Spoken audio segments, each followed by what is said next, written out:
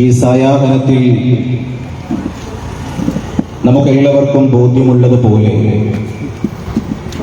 നമ്മളുടെ രാജ്യം വളരെ അപകടകരമായ ഒരു രാഷ്ട്രീയ സ്ഥിതിവിശേഷണത്തിലൂടെ കടന്നുപോയിക്കൊണ്ടിരിക്കുകയാണ്. വർത്തമാന ഇന്ത്യയിൽ ജനാധിപത്യം, മതേതരത്വം എന്നൊക്കെ പറയുന്നത് ഇന്നൊരു ആലങ്കാരിക പദങ്ങളും പദാവലികളും മാത്രമായിക്കൊണ്ടിരിക്കുന്നു. നമ്മളിങ്ങനെയൊക്കെ സംസാരിക്കുമ്പോൾ ഒരു ആലങ്കാരികതയ്ക്ക് വേണ്ടി ഈ രാജ്യം ഒരു ജനാധിപത്യ രാജ്യമാണ്, മതേതരത്വ രാജ്യമാണ് എന്നൊക്കെ പറയുന്നതിലപ്പുറം വർത്തമാന ഇന്ത്യയില് ഈ രാജ്യത്തിന്റെ ഭരണഘടന വിഭാവന ചെയ്യുന്ന സ്വാതന്ത്ര്യം, സമത്വം, സൗന്ദര്യം ആസ്വദിക്കാൻ കഴിയാത്ത, അനുഭവിക്കാൻ കഴിയാത്ത ഒരുപറ്റം പൗരാവലികൾ, പൗരന്മാർ അധിവസിക്കുന്ന ഒരു രാജ്യമായിട്ട് ഈ രാജ്യം മാറിക്കൊണ്ടിരിക്കുകയാണ്. നമുക്കറിയാം, ലോകത്തെ ഏറ്റവും മഹത്തരമായ ഒരു ഭരണഘടന നിലനിൽക്കുന്ന ഒരു രാജ്യത്താണ് നമ്മൾ അധിവസിച്ചു കൊണ്ടിരിക്കുന്നത്. ഈ രാജ്യത്തിന്റെ മഹത്വങ്ങളെയും ഈ രാജ്യത്തിന്റെ മനുഷ്യ സവിശേഷതകളെയും ഈ രാജ്യത്തിന്റെ സൗന്ദര്യത്തെയും സൗരഭ്യത്തെയും ഒക്കെ കുറിച്ച് പറയുകയാണെങ്കിൽ മണിക്കൂറുകളോളം വാതോരാതെ സംസാരിക്കാൻ നമുക്ക് കഴിയും. അത്രമേൽ ഈ രാജ്യത്തിന്റെ പവിത്രകരമായ സവിശേഷതകൾ പങ്കുവെക്കാൻ അനുഭവത്തിൽ തന്നെ ഉള്ളവരാണ് നമ്മൾ ഓരോരുത്തരും. ലോകത്തിന്റെ ഹൃദയഭൂമി എന്നൊക്കെ വേണമെങ്കിൽ നമ്മുടെ രാജ്യത്തെ വിശേഷിപ്പിക്കാം. അതുകൊണ്ടാണ് ഒരു ഇന്ത്യക്കാരൻ എന്ന് പറയുമ്പോൾ നമുക്കൊക്കെ ഒരൽപ്പം അഹങ്കാരമുണ്ടായിരുന്നത്. പ്രവാസികളായ പലരും അനുഭവിച്ചവരായിരിക്കും. മറ്റു രാജ്യക്കാരന്റെ മുമ്പിൽ ഞാനൊരു ഇന്ത്യക്കാരനാണെന്ന് പറയുന്നത്. ഒരു കമ്പനിയിൽ ഇന്റർവ്യൂവിന് പോകുമ്പോ ഒരു ഇന്ത്യക്കാരനാണെന്ന് പറയുന്നതിലുള്ള ഒരു ക്രെഡിബിലിറ്റി അനുഭവിച്ചറിഞ്ഞ പലരും എന്നെ ശ്രമിക്കുന്നുണ്ടായിരിക്കും. എന്തുകൊണ്ടെന്നാൽ നമ്മളുടെ രാജ്യം അത്രമേൽ മഹത്വരമാണ്. എങ്ങനെയാണ് നമ്മുടെ രാജ്യം ഇത്രമേൽ മഹത്വരമാകുന്നത്? ഈ രാജ്യത്തിലെ മനുഷ്യർ പരസ്പരം സ്നേഹിക്കാൻ പഠിച്ചവരാണ്. ഈ രാജ്യത്തിലെ മുഴുവൻ മനുഷ്യരും പരസ്പരം ഉൾക്കൊള്ളാനുള്ള ഒരു വിശാല മനസ്കതയുള്ള ഒരു പറ്റം ആളുകളുടെ സംഗമ ഭൂമിയാണ് ഇന്ത്യ എന്ന് പറയുന്നത്. നോക്കൂ, നമ്മൾക്ക് തന്നെ എത്രയെത്ര അനുഭവങ്ങൾ പറയാനുണ്ട്. നിങ്ങളുടെ അക്ഷരമുറ്റത്തേക്ക് കടന്നു പോയപ്പോ നിങ്ങളുടെ ആദ്യം പുഞ്ചിരിച്ചവനെ, ആദ്യം ചേർന്നിരുന്നവന് നീയാണ് എന്റെ നല്ല ബെസ്റ്റ് ഫ്രണ്ട് എന്ന് പറഞ്ഞ് ഇന്നും ആ സൗഹൃദത്തിന്റെ സുഗന്ധങ്ങൾ അനുഭവിക്കുന്നവരാണ് നമ്മളിൽ പലരും. അവിടെ നമ്മൾ ജാതി നോക്കിയോ, മതം നോക്കിയോ, വർണ്ണം നോക്കിയോ? ഇല്ല. ഈ രാജ്യം അത്രമേൽ ഒരു സവിശേഷതമായ ഒരു സ്വഭാവത്തിലായിരുന്നു. അവധി ദിനങ്ങളിൽ നമ്മുടെ പരിസരങ്ങളിൽ നമ്മളൊന്ന് ഉല്ലസിക്കാൻ, കളിക്കാൻ ഒത്തുകൂടുമ്പോ നമ്മൾ മതം നോക്കിയിട്ടില്ല, ജാതി നോക്കിയിട്ടില്ല, വർഗം നോക്കിയിട്ടില്ല. പുലികരത്ത അമ്മയുടെ വയറ്റിൽ ജന്മം നൽകിയവനെയും ചേർത്തു പിടിക്കുന്ന ഇന്ത്യയുടെ ഒരു മതേതരത്വമുണ്ടല്ലോ, ഇന്ത്യയുടെ സവിശേഷമായ ഒരു സ്വഭാവ ഗുണങ്ങളുണ്ടല്ലോ. അതാണ് ഇന്ത്യയുടെ സൗന്ദര്യം എന്ന് പറയുന്നത്. ഇന്ന് നമ്മളുടെ പരിസര പ്രദേശങ്ങളിലെ ആഘോഷങ്ങളിൽ മതം നോക്കുന്നുണ്ടോ നമ്മൾ? നമുക്കൊക്കെ മതമുണ്ട്, നമുക്കൊക്കെ മതകീയമായ വിശ്വാസങ്ങളുണ്ട്. പക്ഷേ എന്റെ വിശ്വാസം ഞാൻ എന്റെ ജീവിതത്തിന്റെ ഭാഗമാക്കുമ്പോ എന്റെ സഹോദരന്റെ, എന്റെ സുഹൃത്തിന്റെ മതത്തോട് എനിക്ക് വെറുപ്പില്ല, എനിക്ക് ബഹുമാനമാണ്. അതാണ് ഇന്ത്യയുടെ മതേതരത്വം എന്ന് പറയുന്നത്. പ്രിയമുള്ളവരെ, ഈ സവിശേഷമായ മതേതരത്വമുണ്ടല്ലോ, നമ്മൾ കാത്തു സൂക്ഷിച്ച ഈ സൗന്ദര്യവും ഈ സൗരഭ്യവും ഉണ്ടല്ലോ, ഈ രാജ്യം നിയന്ത്രിച്ചു കൊണ്ടിരിക്കുന്നവർ വളരെ കൃത്യമായി തകർത്തുകൊണ്ടിരിക്കുന്നു എന്നുള്ളതാണ് ഇന്നിന്റെ പ്രഭാത വാർത്തകളും വർത്തമാനത്തിന്റെ ഈ കാലഘട്ടത്തിൽ നമ്മളോട് പറഞ്ഞുകൊണ്ടിരിക്കുന്നത്. ഈ രാജ്യം ഭരിക്കുന്നവർ, അവർക്ക് ഈ രാജ്യത്തിന്റെ ജനകീയ പ്രശ്നങ്ങൾക്ക് ചർച്ച ചെയ്യാൻ സമയമില്ല. അവർക്ക് ഈ രാജ്യത്തിലെ അടിസ്ഥാന ജനങ്ങളുടെ പ്രശ്നങ്ങൾ ചർച്ചാ വിഷയമാക്കാൻ നേരമില്ല. അവർക്ക് ഈ രാജ്യത്തിന്റെ പിന്നോക്കം നിൽക്കുന്ന പാർശ്വവൽക്കരിക്കപ്പെട്ട, അരികവൽക്കരിക്കപ്പെട്ട, പ്രാന്തവൽക്കരിക്കപ്പെട്ട ഒരു ജനതയുടെ നേറുന്ന നൊമ്പരങ്ങൾ ചർച്ച ചെയ്യാൻ അവർക്ക് പ്രശ്നമില്ല. അവർ രാജ്യത്തിന്റെ മുകളിൽ മതത്തെ സ്ഥാപിക്കാനുള്ള വളരെ തന്ത്രപരമായ പരിശ്രമങ്ങളും അതിനു വേണ്ടിയിട്ടുള്ള പണികളും ചെയ്തുകൊണ്ടിരിക്കുന്നു. അതിനുവേണ്ടി ഓശാന പാടുന്നവരായി ഈ രാജ്യത്തിലെ നിയമ സംവിധാനങ്ങൾ, ഈ രാജ്യത്തിന്റെ നീതിപീഠങ്ങൾ പോലും മാറിക്കൊണ്ടിരിക്കുന്നു എന്നുള്ളത് വളരെ സങ്കടകരവും വളരെ അപകടകരവുമായിട്ട് ഈ കാലഘട്ടത്തിൽ ഞങ്ങൾ വിളിച്ചു പറയാൻ ആഗ്രഹിക്കുകയാണ്. പ്രിയമുള്ളവരെ, ആർക്കാണ് ഈ മനുഷ്യ സൗഹൃദത്തിൽ ഇത്രമാത്രം അസ്വാരസ്യതകൾ ഉള്ളത്? മനുഷ്യർ പരസ്പരം സ്നേഹിക്കാൻ, മനുഷ്യൻ പരസ്പരം വേദനകൾ പങ്കിടാൻ, മനുഷ്യൻ പരസ്പരം അവരുടെ സങ്കടങ്ങളും സന്തോഷങ്ങളും പങ്കിടാൻ എല്ലാ മതവും എല്ലാ മനുഷ്യത്വമുള്ളവരും ഈ കാലഘട്ടത്തിലെ മനുഷ്യരോട് പറയുമ്പോ മനുഷ്യന്റെ സൗഹൃദത്തെ ഇത്രമാത്രം വെറുപ്പോടുകൂടി നോക്കിക്കാണുന്നതാരാ? മനുഷ്യരില്ലാത്തവരാണല്ലോ മനുഷ്യ സൗഹാർദ്ദങ്ങളിൽ ഇത്രമാത്രം അരോഷത്തോടെ നോക്കിക്കാണേണ്ടത്. മനുഷ്യത്വമില്ലാത്ത മനസ്സുകൾക്ക് അതിന് സാധ്യമാകൂ. വർത്തമാന ഇന്ത്യയിൽ നിങ്ങൾ പരിശോധിക്കുക, ആർക്കാണ് ഇവിടെ മനുഷ്യത്വമില്ലാത്ത മനുഷ്യരൂപമായിട്ട് മാറിക്കൊണ്ടിരിക്കുന്നത്? ഈ രാജ്യത്ത് സംഘപരിവാരമാണ്. ഈ രാജ്യത്ത് അർദ്ധരാത്രിയിൽ അമ്പലമുറ്റത്തെ ശാഖയിലൂടെ അഭ്യസിച്ചെടുത്ത മനുഷ്യ വെറുപ്പിന്റെ പ്രത്യയശാസ്ത്രം വെച്ചുപേറുന്ന ഒരു വെറുപ്പിന്റെ കൂട്ടരുണ്ട് ഇവര്. അവരുടെ മനസ്സിൽ ആ മനുഷ്യത്വമെല്ലാം ഉള്ളത്. അതുകൊണ്ട് ഈ രാജ്യത്തിന്റെ മനുഷ്യ സൗഹാർദ്ദങ്ങൾക്ക് വിഘടനം സൃഷ്ടിക്കുക എന്നുള്ളത്, വിഘാതം സൃഷ്ടിക്കുക എന്നുള്ളത് ഈ രാജ്യത്തിലെ സംഘപരിവാര താല്പര്യമാണ്. അവരുടെ താല്പര്യങ്ങളാണ് അവരിവിടെ നടപ്പിലാക്കിക്കൊണ്ടിരിക്കുന്നത്. അവരാണ് ഇന്ന് രാജ്യം ഭരിച്ചുകൊണ്ടിരിക്കുന്നത്. ആ പ്രത്യയശാസ്ത്രമാണ് ഇന്ത്യയുടെ പ്രസിഡന്റ് കസാരയിൽ ഇരിക്കുന്നത്. ആ വൃത്തികേടിന്റെ പ്രത്യയശാസ്ത്രമാണ് ഇന്ന് പ്രധാനമന്ത്രി കസാര അലങ്കരിച്ചു കൊണ്ടിരിക്കുന്നത്. ആ വൃത്തികേടിന്റെ പ്രത്യയശാസ്ത്രമാണ് ഇന്ന് പാർലമെന്റ് മന്ദിരങ്ങൾ അടക്കി വാങ്ങുകൊണ്ടിരിക്കുന്നത്. ആ വൃത്തികേടിന്റെ പ്രത്യയശാസ്ത്രങ്ങളാണ് ഇന്നൊട്ടുമിക്ക സംസ്ഥാന ഗവർണർ കസാരകളിലും ഇരുന്നു കൊണ്ടിരിക്കുന്നത്. അവരാണ് ഈ രാജ്യത്തിന്റെ ബ്യൂറോക്രസികളെ നിയന്ത്രിച്ചു കൊണ്ടിരിക്കുന്നത്. അവർക്ക് വേണ്ടി ഓശാന പാടുന്ന വൃത്തികേടിന്റെ പ്രത്യയശാസ്ത്ര മനസ്സുകൾ ഇന്ന് മാധ്യമ ലോബുകളിൽ ഇടം പിടിച്ചുകൊണ്ടിരിക്കുകയാണ്. നിയമ സംവിധാനങ്ങളിൽ ഇടം പിടിച്ചുകൊണ്ടിരിക്കുകയാണ്. നീതിപീഠങ്ങളിൽ ഇടം പിടിച്ചുകൊണ്ടിരിക്കുകയാണ്.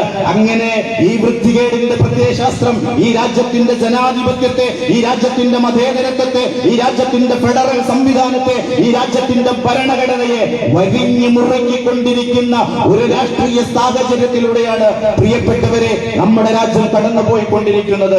അവർക്ക് അങ്ങനെയേ കഴിയൂ. എന്തുകൊണ്ടെന്നാൽ അവർക്ക് മനുഷ്യത്വം അറിയില്ല.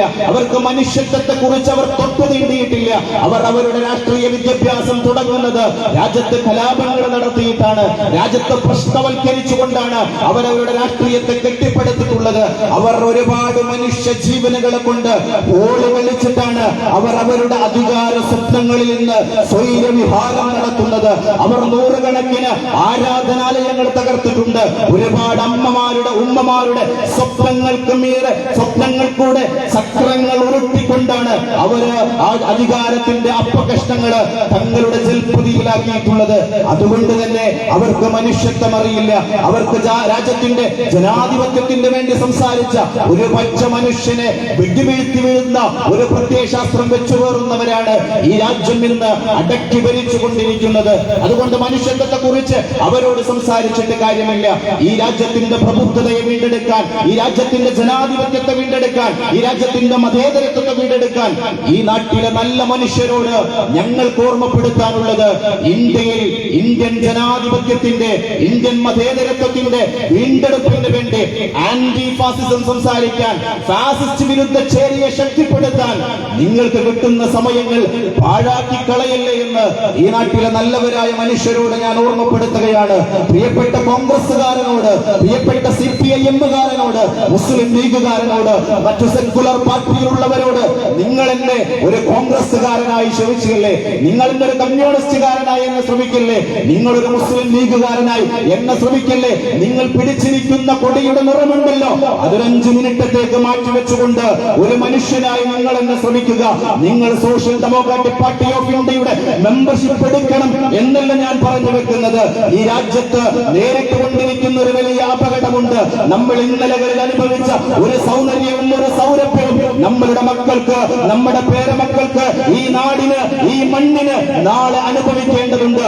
ഈ വർത്തമാന കാലഘട്ടത്തിൽ മനുഷ്യനെ മതിൽ കെട്ടുകൾ തീർക്കാൻ ഈ രാജ്യത്തെ സംഘപരിവാരം പണിയെടുത്തുകൊണ്ടിരിക്കുകയാണ്.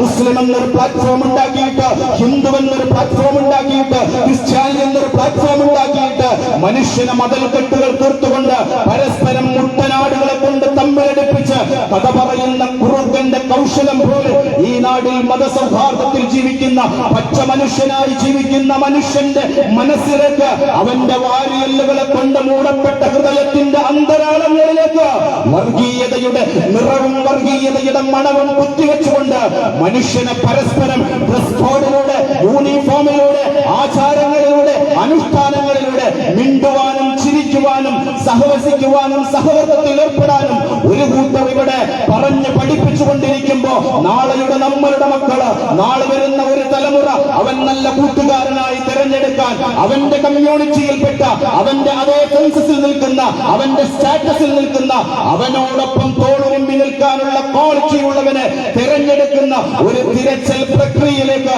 സൗഹൃദത്തെ പോലും മാറ്റപ്പെട്ടുകൊണ്ടിരിക്കുന്ന ഒരു രാഷ്ട്രീയ സാഹചര്യത്തിൽ പ്രിയമുള്ളവരെ, നമ്മൾ അനുഭവിച്ചൊരു സൗന്ദര്യം, നമ്മൾ അനുഭവിച്ചൊരു സൗരഭ്യം നമ്മുടെ മക്കൾക്കും നമ്മുടെ പേരമക്കൾക്കും വരും കാല ഇന്ത്യക്കും ആവോളം ആസ്വദിക്കുന്നതിന് വേണ്ടി ഒരു മനുഷ്യനായിക്കൊണ്ട് ഈ വൃത്തികേടിന്റെ പ്രത്യയശാസ്ത്രത്തിനെതിരെ മനുഷ്യനെ മതത്തിന്റെ മതിൽ കെട്ടുകൾ തീർത്തുകൊണ്ട് പരസ്പരം വിഘടിക്കാൻ വേണ്ടി പണിയെടുത്തുകൊണ്ടിരിക്കുന്ന ഈ വെറുപ്പിന്റെ പ്രത്യയശാസ്ത്രത്തിനെതിരെ സംഘപരിവാരം ഉയർത്തിക്കൊണ്ടിരിക്കുന്ന ഈ വെറുപ്പിന്റെ ഐഡിയോളജിക്കെതിരെ നഖശിഖാന്തം തിരുവോരങ്ങളിൽ പ്രക്ഷുബ്ധമാക്കാൻ നിങ്ങൾ പിടിച്ചിരിക്കുന്ന കൊടി നിങ്ങളുടെ രാഷ്ട്രീയ നിലപാടുകൾക്ക് ഒരു തടസ്സമാകരുത് എന്ന് എന്റെ പ്രിയപ്പെട്ട ജനാധിപത്യ വിശ്വാസികളോട് ഞാൻ ഈ സമയം ഓർമ്മപ്പെടുത്താൻ ആഗ്രഹിക്കുകയാണ്.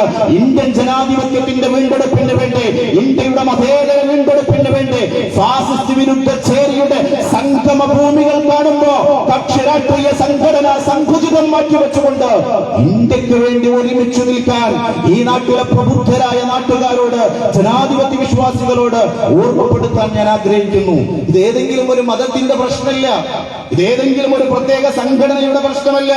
ഇവിടെ ആരെങ്കിലും അങ്ങനെ തെറ്റുധരിച്ചിട്ടുണ്ടെങ്കിൽ തിരുത്താൻ ഞാൻ ഈ സമയം ഉപയോഗപ്പെടുത്തുകയാണ്.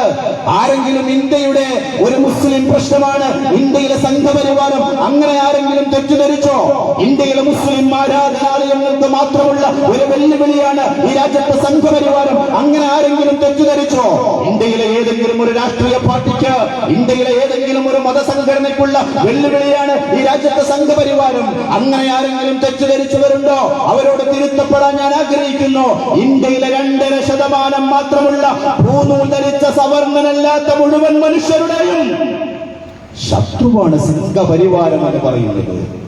അവർക്ക് ഈ രാജ്യത്തെ ദളിതൻ, ഈ രാജ്യത്തെ പിന്നോക്കക്കാരൻ, പാർശ്വവൽക്കരിക്കപ്പെട്ടവൻ, നിങ്ങളേത് ഹൈ റേഞ്ചിലിരിക്കട്ടെ, നിങ്ങളേത് ഗവൺമെന്റ് തലത്തിൽ, ഏത് അപ്പോസ്തല കസാരയിലിരുന്നാലും സംഘപരിവാരത്തിന് നിങ്ങളുടെ ജാതി പ്രശ്നമാണ്, നിങ്ങളുടെ മതം പ്രശ്നമാണ്, നിങ്ങളുടെ വർഗം പ്രശ്നമാണ്, നിങ്ങളുടെ വർണ്ണം പ്രശ്നമാണ്.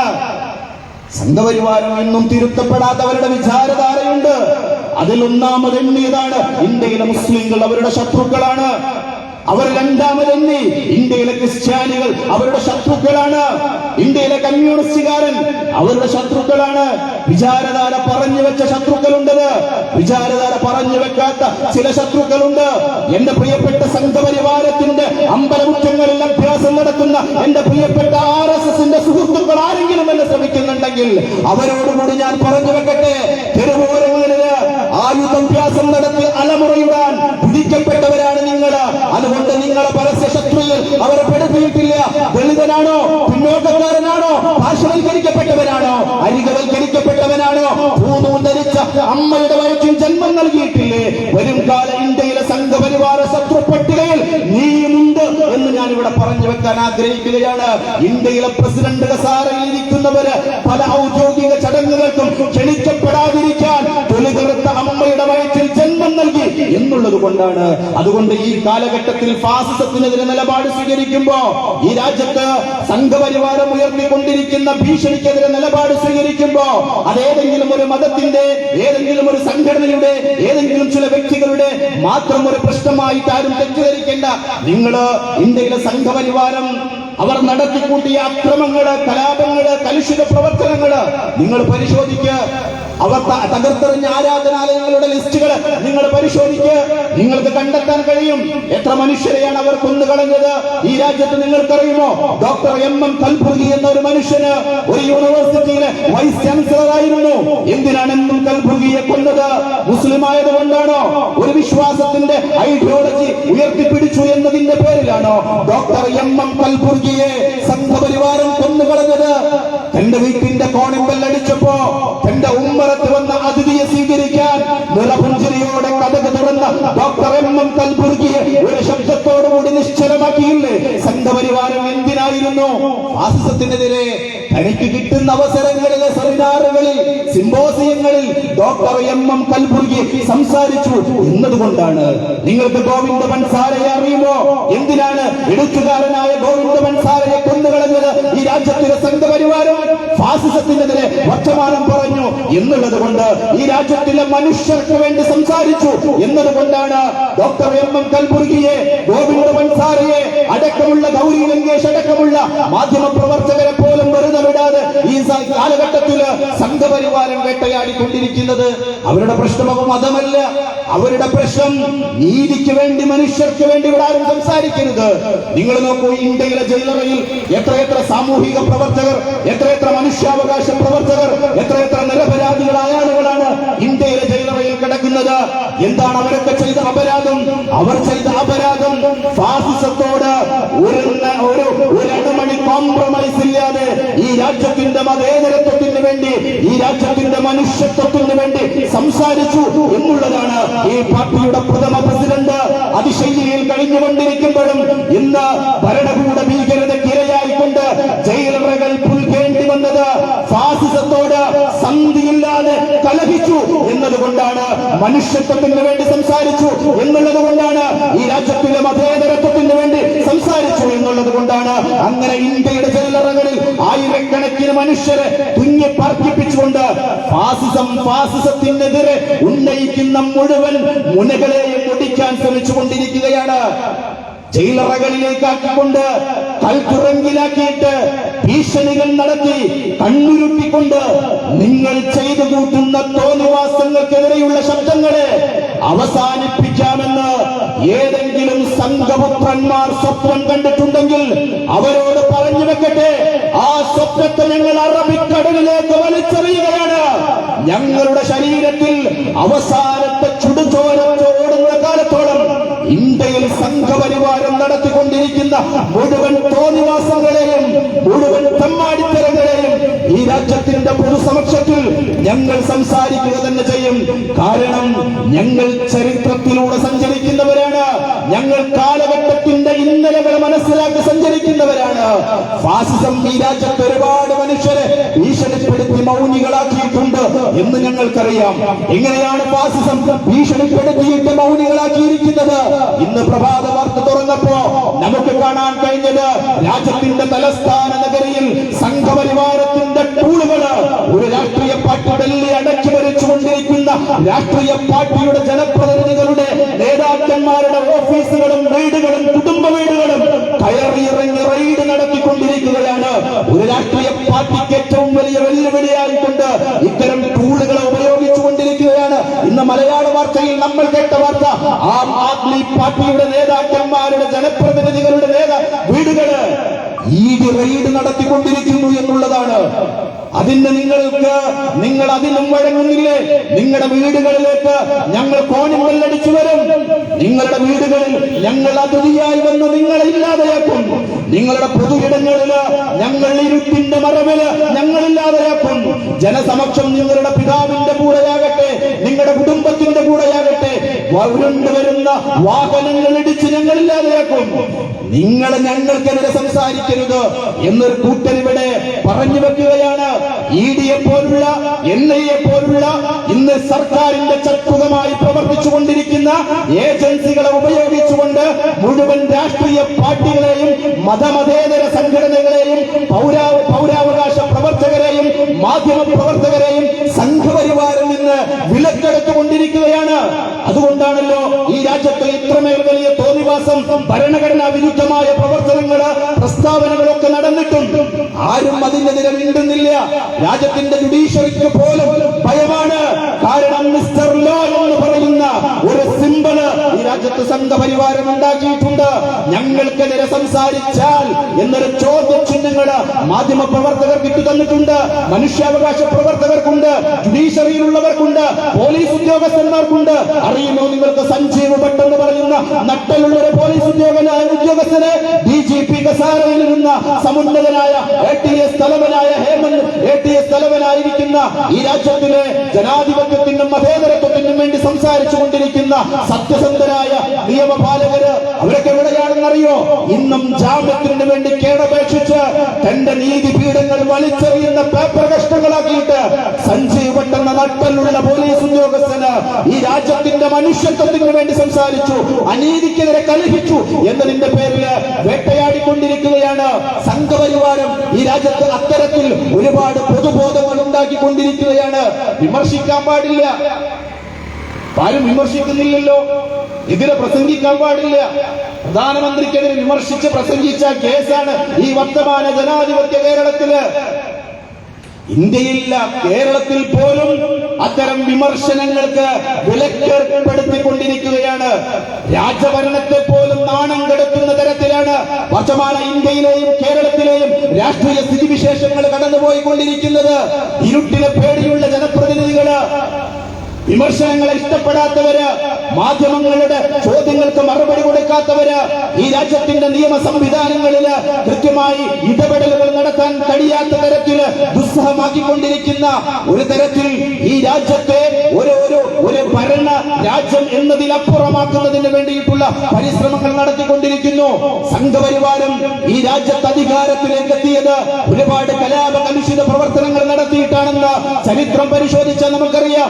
മലേഗാവില്, മക്ക മസ്ജിദില്, അജ്മീർ ദർഗയടങ്ങുന്ന ഈ രാജ്യത്ത് നടന്ന 16ഓളം വരുന്ന ബോംബ് സ്ഫോടനങ്ങൾ ഞങ്ങൾ പറയുന്നതല്ലോ. ഈ രാജ്യത്ത് സത്യസന്ധമായ അന്വേഷണങ്ങൾ നടത്തിയ അന്വേഷണ ഉദ്യോഗസ്ഥന്മാർ കണ്ടെത്തിക്കൊണ്ട് ഈ രാജ്യത്തിന്റെ ജുഡീഷ്യറിയുടെ മുമ്പിൽ വെച്ച കണക്കുകളാണ് ഞാൻ പറയുന്നത്. അവരുടെ സമുന്നതനായ നേതാക്കന്മാർ അതിൽ കൃത്യമായി പങ്കുണ്ട് എന്ന് ഈ രാജ്യത്തിന്റെ സത്യസന്ധമായ അന്വേഷണം നടത്തിയ ഉദ്യോഗസ്ഥന്മാർ വിളിച്ചു പറയുകയാണ്. അവരാണ് ഈ രാജ്യത്തിന്റെ തെരുവോരങ്ങളിൽ ഡസൻകണക്കിന് കലാപങ്ങളും വിധ്വംസക പ്രവർത്തനങ്ങളും നടത്തിയിട്ടുള്ളത് എന്നൊക്കെ വിളിച്ചു പറയുകയാണ്. എന്നിട്ടും ഈ രാജ്യത്ത് അതിനെതിരെ വർത്തമാനം പറയാൻ, അതിനെതിരെ സംസാരിക്കാൻ, ഇന്ത്യയുടെ ഭരണഘടനയെ തിരിച്ചുപിടിക്കാൻ ഒരു ജനകീയമായ ഒരു മുന്നേറ്റം സാധ്യമാകാത്ത തരത്തിൽ ഫാസിസം കണ്ണുരുട്ടിക്കൊണ്ടിരിക്കുന്നു. അതിന്റെ ഭാഗമായിട്ടാണ് ഇവിടെ ജില്ലാ പ്രസിഡന്റ് ഷഹീർ സാഹിബ് ഇവിടെ സൂചിപ്പിച്ചല്ലോ, social democratic party of India ഞങ്ങൾ ഈ പാർട്ടിക്ക് ബീജാവാദം നൽകിയ അന്ന് മുതലേ ഈ രാജ്യം നേരിട്ടുകൊണ്ടിരിക്കുന്ന സംഘപരിവാര വെല്ലുവിളിക്കെതിരെ നിരന്തരമായി തെരുവോരങ്ങളിൽ ഞങ്ങൾ കലഹിച്ചുകൊണ്ടിരിക്കുകയാണ്. ഞങ്ങൾ ആ അനീതിക്കെതിരെ സംസാരിച്ചു കൊണ്ടിരിക്കുകയാണ്.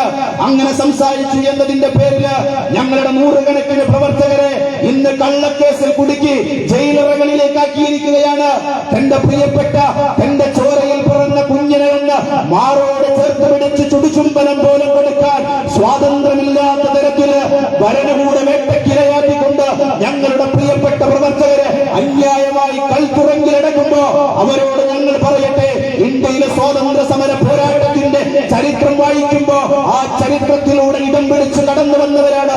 നിങ്ങൾക്കറിയുമോ, മൗലാന ഷൗക്കത്ത് അലിയും മൗലാന മുഹമ്മദ് അലിയും എന്ന ഇന്ത്യയിലെ സ്വാതന്ത്ര്യ സമര പോരാട്ടത്തിന്റെ ചരിത്ര പൂർവ്വത്തിൽ മായാതെ മറയാതെ അടയാളപ്പെടുത്തിയ രണ്ട് ധീര പുരുഷന്മാരുണ്ട്. അവർക്ക് ജന്മം നൽകിയ ഒരു ഉമ്മയുണ്ട്. സ്വാതന്ത്ര്യ സമര ചരിത്ര പോരാട്ടങ്ങള് ആലങ്കാരികമായി സൗന്ദര്യത്തോടെ വിളിച്ചൊരു പേര് ബീഗം ഉമ്മ. ആ ബീഗം ഉമ്മയുടെ തീഷ്ണമായ ചരിത്രം ഇന്ത്യയിലെ സ്വാതന്ത്ര്യ സമരത്തിന്റെ ചരിത്രത്തിന്റെ ഇടനാഴികയിലൂടെ പറയുമ്പോ ആ വരികൾക്കിടയിലൂടെയും വായിച്ചുകൊണ്ട് ഈ രാഷ്ട്രീയ പ്രവർത്തനത്തിന്റെ കുപ്പായമിട്ടവരാണ് ഞങ്ങള്. ഏതാണ് ആ ചരിത്രം എന്തെന്നറിയോ? ആൻഡമാനിലെ സെല്ലുലാർ ജയിലില് ഇന്ത്യയിലെ വെട്ടിപ്പിടിക്കാൻ വേണ്ടി ഇന്ത്യയിലെ മനുഷ്യരെ സംഘപരിവാരം എന്ന് നടത്തിക്കൊണ്ടിരിക്കുന്ന മനുഷ്യനെ മതിൽ കെട്ടുകൾ തീർത്തുകൊണ്ട് പരസ്പരം തമ്മിലടിപ്പിക്കാൻ ഈ നാട്ടിലേക്ക് ഡച്ചുകാരൻ വന്നപ്പോ, ഫ്രഞ്ചുകാരൻ വന്നപ്പോ, ബ്രിട്ടീഷുകാരൻ വന്നപ്പോ, സൂര്യനസ്തമിക്കാത്ത ബ്രിട്ടീഷ് സാമ്രാജ്യത്വത്തിന്റെ കുലപതികള് ഈ നാട്ടിലേക്ക് വന്നപ്പോ ആ കാലഘട്ടത്തിലെ യൗവനത്തിന്റെ തീഷ്ണതയിൽ നിന്നിരുന്ന മൗലാന ഷൗക്കത്ത് അലിയും മൗലാന മുഹമ്മദ് അലിയും ആ കാലഘട്ടത്തിലെ ചരിത്ര പുരുഷന്മാരായത് അനീതിക്കെതിരെ സംസാരിച്ചുകൊണ്ടാണ്, അക്രമത്തിനെതിരെ നിലപാട് സ്വീകരിച്ചത് കൊണ്ടാണ്. അങ്ങനെ നിലപാട് സ്വീകരിച്ചതിന്റെ പേരിൽ കയ്യാമ വെച്ചുകൊണ്ട് ആൻഡമാനിലെ സെല്ലുലാർ ജയിലിൽ അടക്കപ്പെടുന്നുണ്ട്. അറിയാമായിരിക്കും. RSSന്റെ സമുന്നത നേതാവിനെയും ഒരു കാലത്ത് അടക്കപ്പെട്ട ജയിലറയിലാണ്. അവിടെ RSSന്റെ നേതാവിന് കിട്ടിയ അതേ കൺസെഷൻ നീ ഇന്ത്യയിലെ സ്വാതന്ത്ര്യ സമര പോരാട്ടത്തിന്റെ ചരിത്രത്തിൽ ഞങ്ങളുടെ വീറുന്ന ആവേശപുരുഷന്മാരായ മൗലാന ഷൗക്കത്ത് അലിക്കും മുഹമ്മദ് അലിക്കും കിട്ടി. കഴിഞ്ഞ കാലത്ത് ഞങ്ങളുടെ പ്രായത്തിന്റെ പക്വതയില്ലായ്മയിൽ ചെയ്തു കൂട്ടിയ പ്രവർത്തനമാണ്. അതുകൊണ്ട് മാപ്പാപ്പയുടെ എന്ന ഒരു മാപ്പിന്റെ രണ്ടക്ഷരം എഴുതി കൊടുത്താൽ നിങ്ങളെ സ്വതന്ത്രമാക്കാമെന്ന കൺസെഷൻ കിട്ടി. ആന്തമാനിലെ സെൽമുലാർ ജയിലിൽ കിടക്കുന്ന മുഹമ്മദ് അലിക്കും ഷൗക്കത്ത് അലിക്കും ആ റിപ്പോർട്ട് കിട്ടിയ പാട് എന്റെ പ്രിയപ്പെട്ട മാതാവിന്റെ കത്തെഴുതുന്നുണ്ട്. 50 പൈസയുടെ നയാ പൈസയുടെ ഇല്ലണ്ട് പേപ്പറിൽ വരഞ്ഞു വെക്കുകയാണ്. അല്ലയോ പ്രിയപ്പെട്ട ഉമ്മ, എനിക്കിവിടെ ഒരു കൺസെഷൻ ഉണ്ട്, എനിക്കിവിടെ ഒരു അവസരം കിട്ടിയിട്ടുണ്ട്. കഴിഞ്ഞ കാല പ്രവർത്തനങ്ങളൊക്കെ എന്റെ ബുദ്ധിയുടെ ശൂന്യതയിൽ നിന്ന് ഉയർന്നു വന്നതാണ്. അതുകൊണ്ട് മാപ്പാക്കണമെന്ന രണ്ടക്ഷരം എഴുതി കൊടുത്താൽ എന്നെ ഇവിടെ നിന്ന് സ്വതന്ത്രമാക്കാമെന്ന് പറഞ്ഞിട്ടുണ്ട്. അതുകൊണ്ട് വാർദ്ധക്യത്തോടെ മല്ലടിക്കുന്ന ഒരു പിതാവില്ലാത്ത ഒരു കുറവും വരുത്താതെ ഞങ്ങളെ നോക്കി വളർത്തിയ ആ കാലഘട്ടത്തിലെ ഏറ്റവും നല്ല വിദ്യാഭ്യാസം തന്ന് ഏറ്റവും നല്ല കാഴ്ചപ്പാടുള്ള ആ കാലഘട്ടത്തിലെ ധീരപുരുഷന്മാരാക്കി വളർത്തിയ ഞങ്ങളുടെ പ്രയാസങ്ങൾ ഈ ഉമ്മ ഈ വാർദ്ധക്യത്തിൽ അനുഭവിക്കുന്നുണ്ടോ? ഒരു മകന്റെ സാന്നിധ്യം കിട്ടാൻ, ഒരു മകന്റെ തലോടൽ കിട്ടാൻ, ഒരു മകന്റെ സമാശ്വാസ വാക്കുകൾ കിട്ടാൻ. അല്ലയോ പ്രിയപ്പെട്ട ഉമ്മ, നിങ്ങൾ ഈ സമയം ആഗ്രഹിക്കുന്നുണ്ടോ? ഉണ്ടെങ്കിൽ ഇതിന് മറുപടിയായി ആഗ്രഹിക്കുന്നുണ്ടോ എന്ന് പറഞ്ഞാൽ ഞങ്ങളിൽ 2 പേരോ ഞങ്ങളിൽ ഒരുവനോ മാപ്പെഴുതി കൊടുത്തു തരാൻ, അമ്മയുടെ ഉമ്മയുടെ പാദസേവ ചെയ്യാൻ ഞങ്ങൾ ഒരുക്കമാണ് എന്ന കത്തെഴുതിയിട്ട് കാത്തിരിക്കുന്നുണ്ട്. ആ ജയിലറയിലെ 2 സഹോദരന്മാർ ഉമ്മ കത്ത് വായിക്കുന്നുണ്ട്, മറുപടി അയക്കുന്നുണ്ട്. ആ കത്ത് ജയിലിൽ കിടന്ന് വായിക്കുന്നത് ഇങ്ങനെയായിരുന്നു: പ്രിയപ്പെട്ടവരെ, പാലക്കാടുള്ളവരെ, ഈ തന്റെ പ്രിയപ്പെട്ട മകൻ ഈ കാലഘട്ടത്തിൽ ഒരു പരിഷ്കർത്താവാകുന്നതിന് വേണ്ടി ഫാസിസത്തോട് കലഹിച്ചതിന്റെ പേരില്, സംഘപരിവാരത്തോട് നിലപാട് സ്വീകരിച്ചു എന്നതിന്റെ പേരില്, പച്ച മനുഷ്യരെ തെരുവോരങ്ങളിൽ വേട്ടയാടിക്കൊണ്ടിരിക്കുന്ന ഒരു വൃത്തികേടിന്റെ പ്രത്യയശാസ്ത്രത്തിനെതിരെ കലഹിച്ചു എന്നതിന്റെ പേരില്, നാസിഫ ബാനു എന്ന കേവലം 7 വയസ്സുകാരിയുടെ മാനത്തിന് വില പറഞ്ഞ വൃത്തികേടിന്റെ പ്രത്യയശാസ്ത്രത്തിനെതിരെ നിരന്തരമായി സംസാരിച്ചു എന്നതിന്റെ പേരില്, ഗുജറാത്തിന്റെ തെരുവോരങ്ങളില് നൂറുകണക്കിന് മനുഷ്യരുടെ ജീവനുകളെ കൊണ്ട് ഹോളി കളിച്ച ഒരു വൃത്തികേടിന്റെ പ്രത്യയശാസ്ത്രത്തിനെതിരെ സംസാരിച്ചു എന്നതിന്റെ പേരില്, ജയിലറയിൽ കിടക്കുന്ന പ്രിയപ്പെട്ട രക്ഷകർത്താക്കളെ, നിങ്ങൾക്ക് കൂടി പ്രചോദനമാണ് കേട്ടോ. ആ കാലഘട്ടത്തിൽ വാർദ്ധക്യത്തോട് തന്റെ അസുഖത്തോട് മല്ലടിച്ചുകൊണ്ടിരിക്കുന്ന ഭീകം ഉമ്മ തന്റെ പ്രിയപ്പെട്ട മക്കൾക്ക് കത്തെഴുതുന്നുണ്ട്. ഈ കൺസെഷൻ എങ്ങാനും നീ ആസ്വദിച്ച് ജയിലറയിൽ നിന്ന് സ്വതന്ത്രമായി വരികയാണെങ്കിൽ ഒരു ഉമ്മയുടെ ഏറ്റവും വൈകാരികമായ നിലപാടാണ്: ഞാൻ നിനക്ക് തന്ന 2.5 വർഷക്കാലത്ത് അമ്മിഞ്ഞപ്പാലിന് പകരം ചോദിക്കാൻ എനിക്കൊരവസരം കിട്ടിയാൽ ഞാൻ അതിന് പകരം ചോദിക്കുമെന്ന് കാലഘട്ടത്തിന്റെ ചരിത്രത്തിൽ വിളിച്ചു പറഞ്ഞ ധീരപുരുഷന്മാരുടെ ചരിത്രത്തിൽ നിന്ന് ആവേശം ഉൾക്കൊണ്ടുകൊണ്ട് ഞങ്ങൾ പറയട്ടെ, ഫാസിസം തീർത്തുകൊണ്ടിരിക്കുന്ന മുഴുവൻ ജയിലറകളും ഞങ്ങൾ അഭിമാനത്തോടെ ഞങ്ങൾ സ്വീകരിക്കുകയാണ്. ഫാസിസത്തിനെതിരെ സംസാരിച്ചതിന്റെ പേരില്, നീതിക്ക് വേണ്ടി സംസാരിച്ചതിന്റെ പേരില്, മനുഷ്യത്വത്തിന് വേണ്ടി സംസാരിച്ചതിന്റെ പേരില്, ഭരണഘടനയ്ക്ക് വേണ്ടി സംസാരിച്ചതിന്റെ പേരില്, മനുഷ്യരെ നിങ്ങൾ പരസ്പരം സ്നേഹിക്കണേ എന്ന് പറഞ്ഞതിന്റെ പേരില് കയ്യാമങ്ങൾ വെക്കേണ്ടി വന്നാൽ, ജയിലറകൾ പുൽക്കേണ്ടി വന്നാൽ, തൂക്കുമരങ്ങൾ സ്വീകരിക്കേണ്ടി വന്നാൽ, സുന്ദരി പെണ്ണിന്റെ കയ്യിൽ നിന്ന് കിട്ടുന്ന പൂമാലയായിക്കൊണ്ട് ജനാധിപത്യ ഇന്ത്യയിൽ ഞങ്ങൾക്ക് കിട്ടുന്ന ഏറ്റവും നല്ല അവസരമായി ഞങ്ങൾ അതിനെ നോക്കിക്കാണുകയാണ്. ഓ ഫാസിസമേ, ഈ ഭീഷണിക്ക് മുമ്പില് ഞങ്ങളുടെ നാവിന് സീൽ വെക്കാൻ ഞങ്ങൾ ഒരുക്കമല്ല എന്ന് ഒരിക്കൽ കൂടി ഞങ്ങൾ വിളിച്ചു പറയുകയാണ്. പ്രിയപ്പെട്ടവരെ, ഈ രാജ്യത്തിന്റെ മതേതരത്വം, ഈ രാജ്യത്തിന്റെ ബഹുസ്വരത, ഈ രാജ്യത്തിന്റെ ഫെഡറലിസം നമുക്കിവിടെ തിരിച്ചു കൊണ്ടുവരേണ്ടതുണ്ട്. ആരാണ് ഈ കാലഘട്ടത്തിൽ അതിനു വേണ്ടി സംസാരിക്കാനുള്ളത്? ഈ രാജ്യത്ത് ഫാസിസം ഉണ്ടാക്കിക്കൊണ്ടിരിക്കുന്ന വെറുപ്പിന്റെ പ്രത്യയശാസ്ത്രത്തിനെതിരെ സംസാരിക്കാൻ ആരാണ് ഇവിടെ ഉള്ളത്? നിങ്ങൾക്കറിയാലോ, മനുഷ്യരെങ്ങനെ മതിൽ കെട്ടുകൾ തീർത്തുകൊണ്ടിരിക്കുകയാണ്.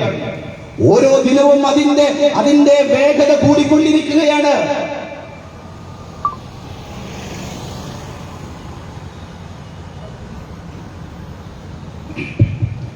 ഓരോ ദിനവും അതിന്റെ വേഗത കൂടിക്കൊണ്ടിരിക്കുകയാണ്. ഇത് വളരെ കൃത്യമായിരുന്നു.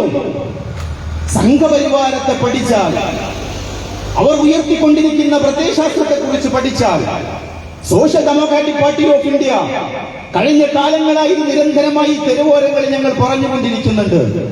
ഞങ്ങളെ പരിഹസിച്ച മറ്റു രാഷ്ട്രീയ പാർട്ടികളുണ്ട്, ഞാൻ അതിലേക്ക് കടന്നു പോകുന്നില്ല.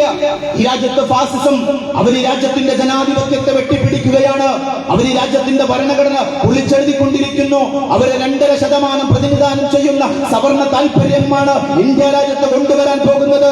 ഒരു കാലത്ത് ഈ രാജ്യത്തിന്റെ പൊതുബോധം തകർത്തെറിഞ്ഞ ഒരു ബ്രാഹ്മണിക്കൽ സംവിധാനമുണ്ട് ഇവിടെ, തൊലിവെളുത്തവന്റെ ഒരു രാഷ്ട്രീയമുണ്ട് ഇവിടെ. സവർണൻ പോകുന്ന അമ്പലത്തിലേക്ക് വടിയടച്ച് പിണ്ടം വെക്കുന്ന ഒരു അവർണന്റെ ഒരു ചരിത്രം പറയാനുണ്ട്, പാലക്കാട് പറയാനുണ്ട്. നിങ്ങൾ അന്വേഷിക്കൂ, നിങ്ങളുടെ പരിസര പ്രദേശങ്ങളിൽ അമ്മൂമ്മമാരോട് ചോദിക്കൂ. നിങ്ങള് വടി നടക്കാൻ സ്വാതന്ത്ര്യമില്ലാത്ത, വെള്ളം കുടിക്കാൻ സ്വാതന്ത്ര്യമില്ലാത്ത, സവർണൻ കുടിക്കുന്ന കിണറ്റിൽ നിന്ന് ശുദ്ധജലം പോലും ശുദ്ധമാക്കുന്ന ഒരു ഇന്നലകളുണ്ടായിരുന്നു ഈ കാലഘട്ടത്തിൽ. അതിലേക്ക് ഈ രാജ്യത്തെ കൊണ്ടുപോവുകയാണ്. മനുഷ്യത്വമില്ലാത്ത ഒരു പ്രാകൃത ലോകത്തേക്ക് ഈ ഇന്ത്യയെ കൊണ്ടുപോവുകയാണ് ഇവിടെ സംഘപരിവാരം. ഇത് ഞങ്ങൾ കാലം കുറയായി ഇവിടെ പറഞ്ഞുകൊണ്ടിരിക്കുന്നത്. ഈ വൈകിയ വേളയിലും ഞങ്ങൾ വീണ്ടും ആവർത്തിച്ച് വിളിച്ചു പറയുന്നു, സംഘപരിവാരം എന്ന് പറയുന്നത് തമാശയിലധിഷ്ഠിതമായ ഒരു പ്രത്യയശാസ്ത്രമല്ല.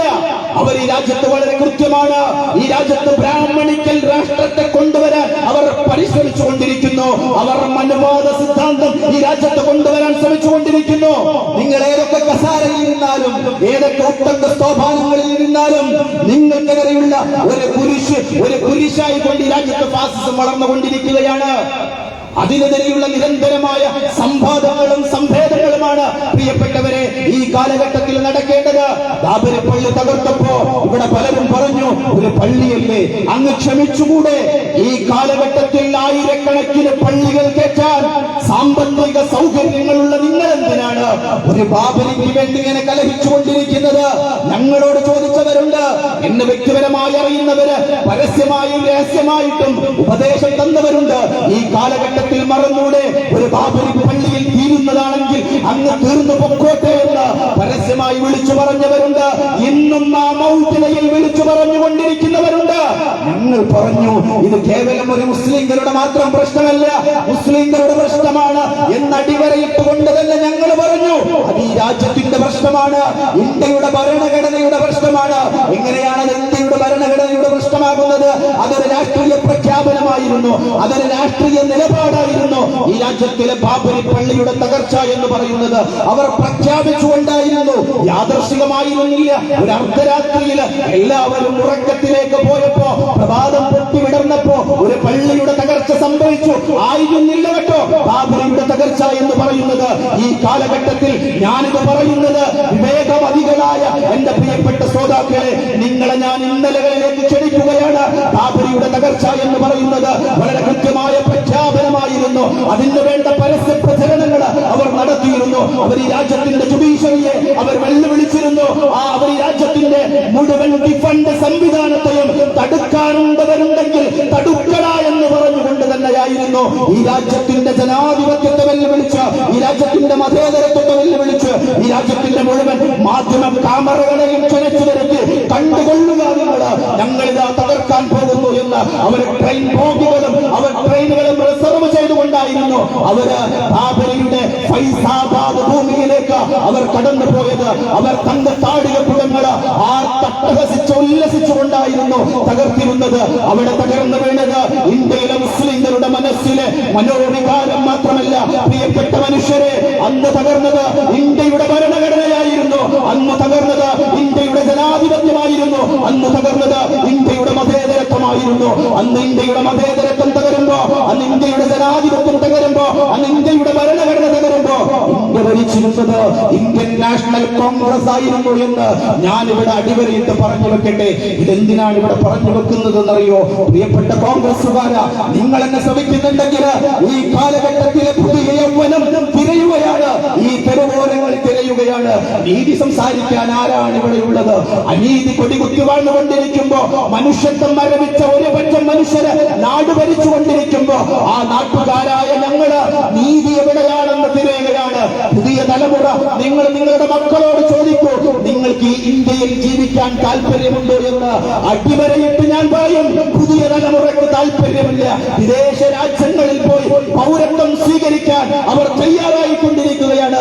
പുതിയ തലമുറക്ക് ഈ വെറുപ്പിന്റെ നാട്ടിൽ ജീവിക്കാൻ, പരസ്പരം സ്നേഹിക്കാത്ത ഈ നാട്ടിൽ ജീവിക്കാൻ, പരസ്പരം മനസ്സിലാക്കാത്ത ഈ നാട്ടിൽ ജീവിക്കാൻ, മനുഷ്യനും മതത്തിന്റെ പേരിൽ മതകീയമായി കൊണ്ട് മതൽക്കെട്ടുകൾ തീർക്കുന്ന ഈ വൃത്തികേടിന്റെ രാജ്യത്ത് ജീവിക്കാൻ താല്പര്യമില്ലാത്തവരായിക്കൊണ്ട് പുതിയ തലമുറ മാറിക്കൊണ്ടിരിക്കുന്നു.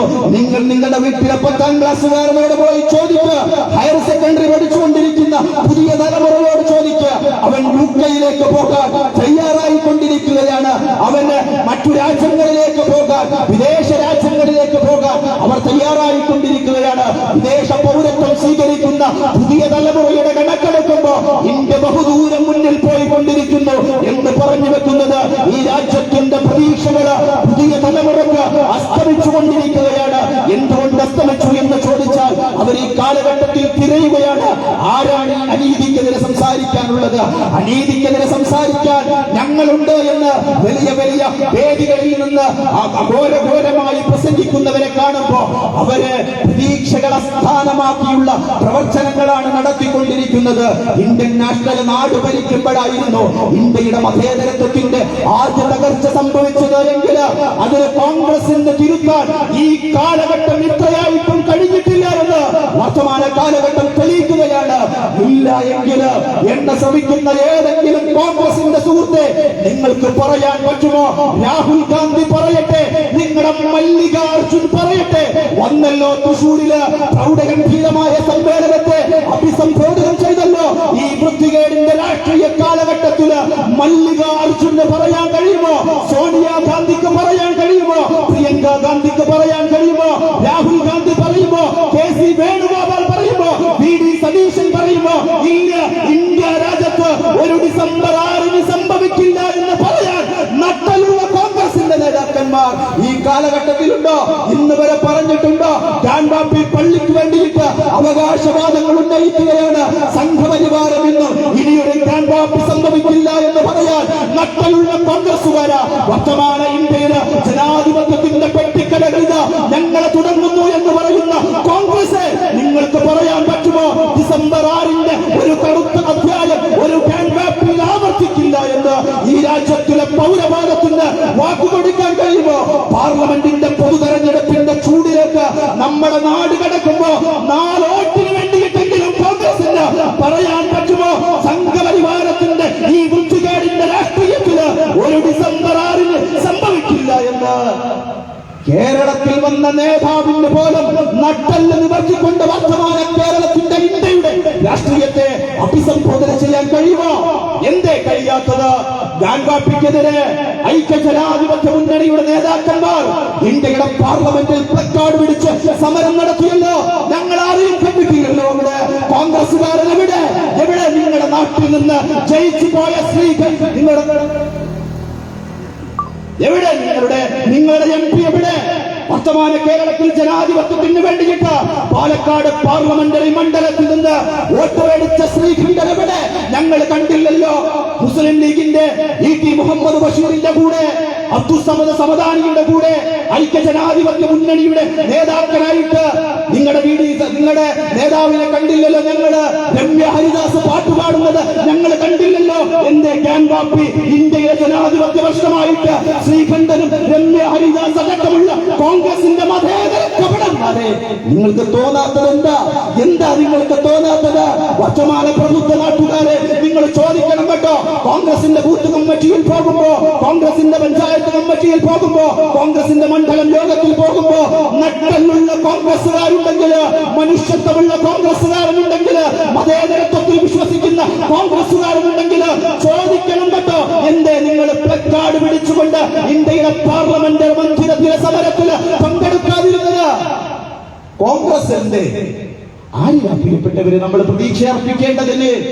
ഇനിയും അവർ പറയാൻ പോവുക 2024 പാർലമെന്റ് പൊതുയോഗത്തിൽ അവർ പറയും ഞങ്ങളെ ഇന്ത്യൻ മതേതരത്വത്തിന്റെ പ്രതീക്ഷയുള്ളൂ എന്ന്. എവിടെയാണ് ഞങ്ങളെ പ്രതീക്ഷകൾ അർപ്പിക്കേണ്ടത്? ഈ കാലഘട്ടത്തിന്റെ ഇന്ത്യയുടെ രാഷ്ട്രീയത്തെ എവിടെയാണ് നിങ്ങൾ അഡ്രസ് ചെയ്ത് സംസാരിച്ചിട്ടുള്ളത്? ഞങ്ങളെവിടെയും നിങ്ങളെ കണ്ടിട്ടില്ല. അത് ഇന്നലകളിൽ കണ്ടിട്ടില്ല. ഞങ്ങൾക്ക് കൃത്യമായി ബോധ്യമുണ്ട്.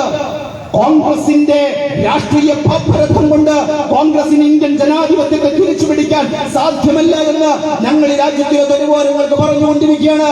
പക്ഷെ ഞങ്ങൾ ഇവിടെ പറയുന്നത് ഇവിടുത്തെ പ്രിയപ്പെട്ട കോൺഗ്രസുകാർക്ക് ബോധ്യപ്പെടാൻ വേണ്ടിയിട്ടാണ്. കോൺഗ്രസിൽ വിശ്വാസമർപ്പിക്കുന്ന ഈ നാട്ടിലെ നിഷ്കളങ്കരായ സാധാരണക്കാർക്ക് ബോധ്യപ്പെടാനാ.